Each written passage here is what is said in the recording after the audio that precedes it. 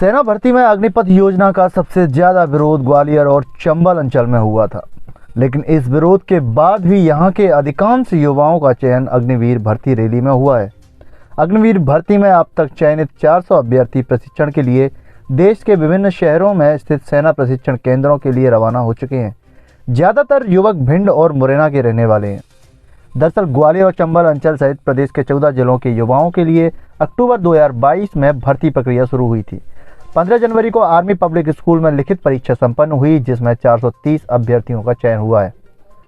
19 फरवरी से इन्हें ट्रेनिंग पर भेजना शुरू किया। शनिवार तक 400 अभ्यर्थी प्रशिक्षण केंद्र के लिए रवाना हो चुके हैं। पिछले हफ्ते ग्वालियर आर्मी रिक्रूटमेंट ऑफिस में 10 और वैकेंसी निकली थी। इसके लिए वेटिंग लिस्ट में शामिल कुछ और अभ्यर्थियों को बुलाया गया। अभी करीब 30 अभ्यर्थी और ट्रेनिंग सेंटर रवाना होने के लिए रह गए हैं। बता दें कि कुछ अभ्यर्थियों के OTP अटके हुए थे। चयनित अभ्यर्थियों में से 35% अभ्यर्थी भिंड व मुरैना के निवासी हैं। ग्वालियर के करीब 30 युवक भी अग्निवीर बन चुके हैं। वहीं सेना भर्ती अधिकारी के निर्देशक कर्नल संतोष कुमार का कहना है कि अब नियमों में बदलाव किया गया है, साथ ही पारदर्शिता लाई गई है। इसके साथ ही 7 चरणों का पालन करने के बाद अब युवा अग्निवीर बन सकते हैं। अग्निपथ देश की सेना में भर्ती के लिए अब तक की सबसे बड़ी योजना है।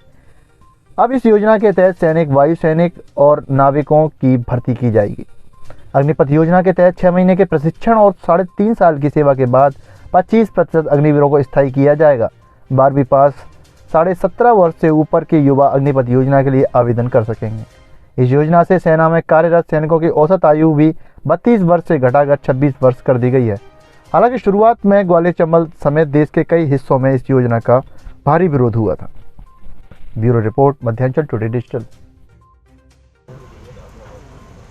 इंडियन आर्मी ने अपनी रिक्रूटमेंट पॉलिसीज में काफ़ी बदलाव लाया है। इसी के तहत अग्निवीर या अग्निपथ का प्रोसीजर लाया गया था। इस साल उस प्रोसीजर में भी कुछ एक तब्दीलियां लाई गई हैं। इस साल यानी कि 2023 और 2024 में होने वाली भर्ती में जो चयन प्रक्रिया है वो 4 चरणों में पूरी की जाएगी। पहले चरण में कैंडिडेट्स को www.joinindianarmy.nic.in पर अपने आप को रजिस्टर करना पड़ेगा। रजिस्टर होने के बाद कंसर्न ARO ऑफिस, अलग जो इंडियन आर्मी में अलग अलग ARO के ऑफिस हैं, वो अपना नोटिफिकेशन जारी करेंगे। इस साल ARO ग्वालियर ने अपना नोटिफिकेशन 15 फरवरी से जारी कर दिया है, जो कि 16 मार्च तक लाइव रहेगा। इस दौरान कैंडिडेट्स अपना एप्लीकेशन फॉर्म भर सकते हैं। पहली बार कैंडिडेट्स को फॉर्म भरते समय एग्जामिनेशन फीस भरना पड़ेगा। EDCIL जो कि ऑनलाइन एग्ज़ाम कंडक्ट कराएगी, उसने एग्ज़ाम कंडक्ट कराने के लिए प्रत्येक कैंडिडेट से 500 रुपये की मांग की थी, क्योंकि भारतीय सेना को लगा कि यह 500 रुपया शायद कुछ कैंडिडेट्स के लिए ज़्यादा हो सकती है।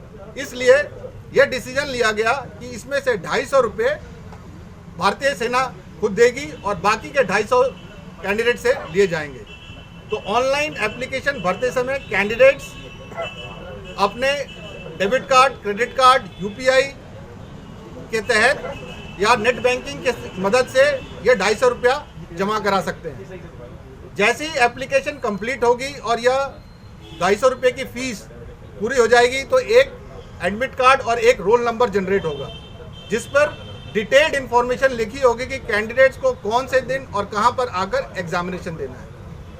तीसरे चरण के तहत कैंडिडेट्स को लिखे हुए समय और तिथि पर जाकर एक कंप्यूटर बेस्ड ऑनलाइन एग्जाम देना है, जो कि 100 नंबर का होगा और 1 घंटे का होगा। और लास्ट में जो कैंडिडेट्स रिटन एग्जामिनेशन में पास हो जाते हैं उनको एक दूसरा एडमिट कार्ड दिया जाएगा, जिसमें उनके फिजिकल और मेडिकल रैली के लिए नियुक्त गए स्थान और तारीख लिखी होगी। कैंडिडेट्स अपने लिखे हुए तारीख और स्थान पर आकर अपनी फिजिकल पहले रैली देंगे और उसके बाद में मेडिकल अपना मापदंड कराएंगे।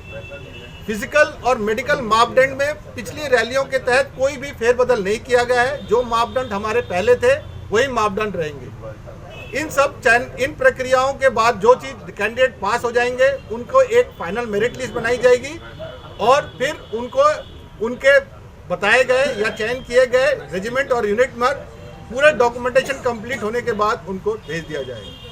क्योंकि ये एक प्रक्रिया नई प्रक्रिया है और हम चाहते हैं कि किसी भी कैंडिडेट्स को कोई असुविधा ना हो, इसलिए भारतीय सेना ने कैंडिडेट्स को रजिस्टर करने के लिए कि अपना रजिस्ट्रेशन कैसे करें, अपना ऑनलाइन फॉर्म कैसे भरें या यह ऑनलाइन एग्ज़ाम किस प्रकार से होगा, इसके मदद करने के लिए हमने डिटेल वीडियो बनाए हैं और उसका लिंक आपके राइट साइड बोर्ड पर लगा हुआ है, जिस पर वो क्लिक कर इस पूरी प्रक्रिया को एक वीडियो एनिमेटेड वीडियो के माध्यम से अच्छी तरह से समझ सकता है। साथ ही हमने सेंट्रल दिल्ली के लेवल पर एक हेल्प डेस्क भी खोला है। किसी भी कैंडिडेट्स को अगर अपनी रजिस्ट्रेशन या ऑनलाइन फॉर्म भरते समय कोई तकलीफ होती है तो वो इस मोबाइल नंबर पर कॉल कर अपनी परेशानी के बारे में बता सकता है और हम उसका समाधान वहीं से वहीं करते हैं। सर, ग्वालियर चंबल संभाग के जो युवा हैं उनका कितना पार्टिसिपेशन रहा और क्या उसके रिजल्ट रहे? जैसे कहा जाता है कि 40% से ज़्यादा रहा उनका 14 जिलों में। मैं आपको पहले भी बता चुका हूं कि इंडियन आर्मी में ये किसी भी प्रकार का कोई वैकेंसी या किसी भी प्रकार का कोई कोटा सिस्टम नहीं है।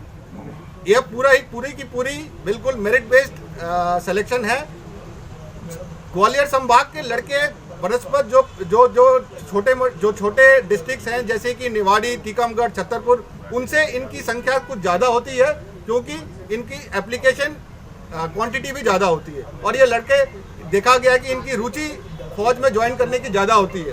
तो लगभग मान के चलिए 30 से 40% कैंडिडेट्स ग्वालियर संभाग से कैंडिडेट्स अप्लाई करते हैं और सिलेक्शन होता है। के माध्यम से कैंडिडेट्स को एक चीज़ और बताना चाहता हूँ कि उनको ये बात समझ लेनी चाहिए कि ये पूरी की पूरी जो प्रक्रिया है ये पूरी की पूरी कंप्यूटराइज्ड और ऑटोमेटेड हो चुकी है। अब इसमें किसी भी प्रकार की शोर सिफारिश या जो ठग हैं, जो टाउट हैं, जो पैसे लेकर भर्ती प्रक्रिया में कुछ चेंजेस करने की जो बात कहते हैं या कैंडिडेट को करा देने की बात करते हैं, वो बिल्कुल ना के बराबर है। तो मेरे कैंडिडेट से अनुरोध है और उनके साथ ही उनके अभिभावकों के यानी उनके पेरेंट्स से भी अनुरोध है कि किसी भी प्रकार के ठगों के इस बहलाने फुसलाए में ना आए। ये पूरी की पूरी प्रक्रिया मेरिट बेस्ड है और पारदर्शी है।